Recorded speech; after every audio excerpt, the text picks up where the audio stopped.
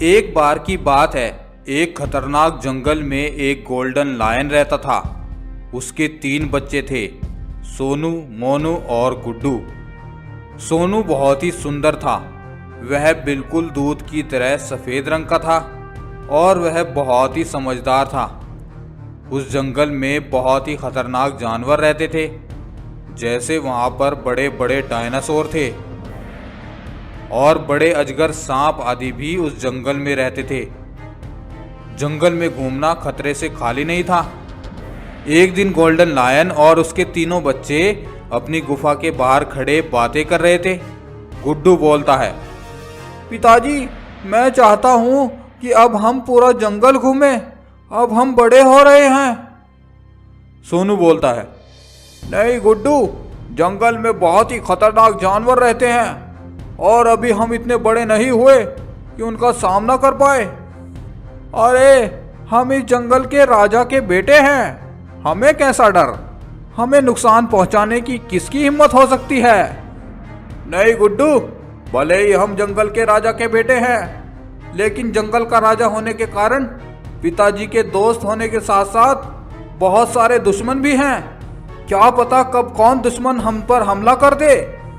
फिर golden lion बोलता है, हाँ गुड्डू बेटा, सोनू बिल्कुल सही बोल रहा है। तुम अभी इतने बड़े नहीं हुए हो कि अकेले ही जंगल घूमने जाओ। लेकिन गुड्डू उनकी बातें नहीं मानता है और अगले दिन अपने दूसरे भाई मोनू को साथ लेकर जंगल में घूमने निकल जाता है। जब सोनू को ये बात पता चलती है तो वह तुरंत ही अपने भाइयों को ढूंढने के लिए निकल जाता है। मोनू और गुड्डू दोनों एक जगह जंगल में खड़े होकर जंगल की ताज़ी ताज़ी हवा का मज़ा ले रहे थे। तभी उनको ढूंढते हुए सोनू भी वहां पर पहुंच जाता है और उन दोनों से बोलता है, अरे भाई, तुम दोनों अकेले क्यों चले आए? जंगल में अकेले घूमना बहुत खतरनाक है और ये इलाका तो डायनासोर का है। यहाँ पर तो और भी ज़्यादा खतरा है। जल्दी से चलो यहाँ से, कहीं डायनासोर आ गया तो बहुत मुश्किल हो जाएगी। वो ये बातें कर ही रहे थे कि वहां पर एक डायनासोर आ जाता है। अरे वाह, आज तो मजा ही आ गया। आज तो ताजा ताजा भोजन मिलेगा। हा हा हा हा। और वह डायनासोर उन सभी बच्चों पर हमला करने के लिए आगे बढ़ता है। डायनासोर को अपनी ओर आता देख वह तीनों वहां से भागने लगते हैं। लेकिन डायनासोर भागते हुए उन बच्चों में से गुड्डू को पकड़ लेता है। मोनू और सोनू वहां से तेजी से भाग जाते हैं। दोनों तेजी से भागे जा रहे थे कि भागते भागते मोनू भी एक गड्ढे में गिर जाता है। उस गड्ढे में खतरनाक अजगर रहता था। सोनू को देखकर वह खुश हो जाता है। अरे वाह, मैं तो आज शिकार के लिए बाहर निकलने ही वाला था, लेकिन ऊपर वाले ने तो आज शिकार सीधे मेरे पास ही भेज दिया। हा हा हा हा। उधर सोनू भागते हुए अपने पिता गोल्डन लायन के पास जाता है। पिताजी, पिताजी, मोनू और गुड्डू खतरे में हैं। वह दोनों डायनासोर और अजगर के कब्जे में फंस गए हैं। हमें उनको बचाना होगा। फिर गोल्डन लायन सोनू को साथ लेकर निकल पड़ता है। उधर डायनासोर गुड्डू को खाने ही वाला था कि तभी वहां पर गोल्डन लायन पहुंच जाता है। रुक जा दुष्ट डायनासोर, ये मेरा बेटा है।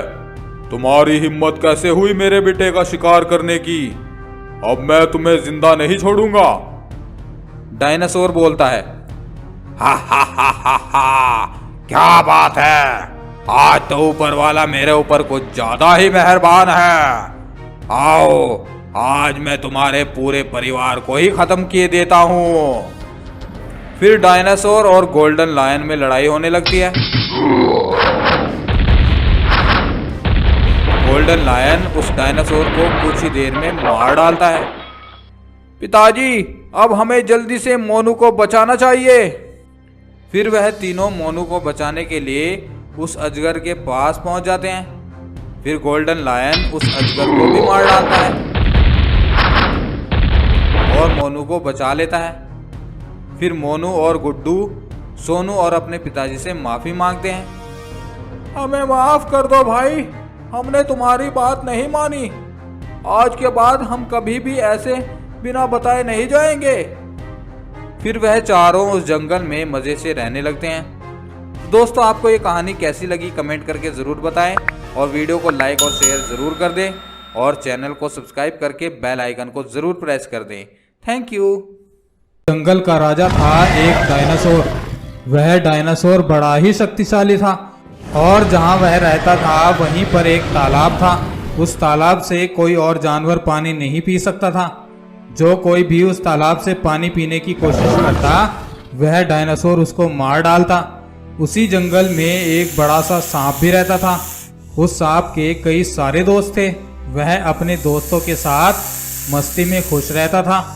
कुछ दिनों से वह सांप बीमार चल रहा था और उसकी हालत बहुत खराब हो गई थी। एक दिन गर्मी बहुत ज़्यादा थी, सबको बहुत ज़्यादा प्यास लग रही थी, लेकिन जंगल के तालाब पर तो उस डायनासोर का कब्जा था। अब वह सांप और उसके दोस्त जंगल में पानी की तलाश में निकल जाते हैं और बहुत देर तक चलने के बाद भी उन्हें कहीं पानी नहीं मिल पाया था।